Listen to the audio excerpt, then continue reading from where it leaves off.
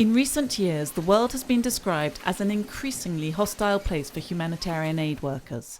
Kidnappings, violence, assassinations, the risks appear to be constantly rising. Using a variety of methodologies, several studies on different periods have attempted to quantify the phenomenon. All these studies arrive at the same conclusion: deliberate attacks against aid workers are increasing. However, several biases distort these conclusions, particularly the use of absolute data. According to the Aid Worker Security Database, the number of aid workers killed, injured or kidnapped increased fourfold between 1997 and 2013. But in proportion to the total number of aid personnel, victim numbers remain stable for the same period, fluctuating between 40 and 60 per 10,000 between 1997 and 2013. So aid workers are exposed to no more danger than before.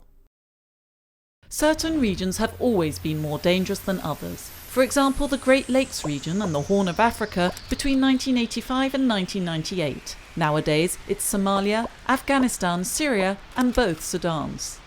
But even in these countries, sweeping generalizations are problematic, as annual homicide rates vary from 9 per 100,000 in Sudan and Afghanistan to 58 per 100,000 in Somalia.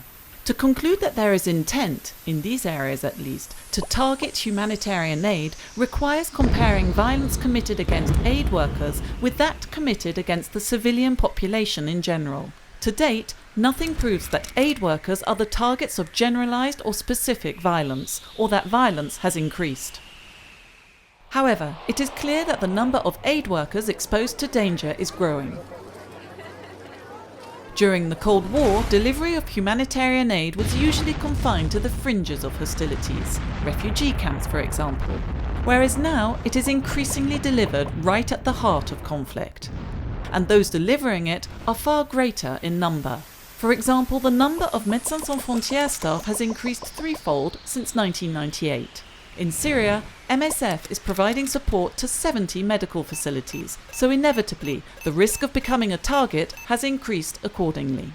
In practice, without qualitative analysis, this plethora of numbers serves to justify the calling in of experts and implementation of more and more procedures. The profusion of guides, protocols and rules puts the focus on protecting institutions rather than aid workers. Security regulations are no longer based on experience garnered in the field, but rather on a management approach designed to protect employers from legal redress. With employment contracts growing from 1 to a dozen pages in just a few years, MSF has not been immune to the trend.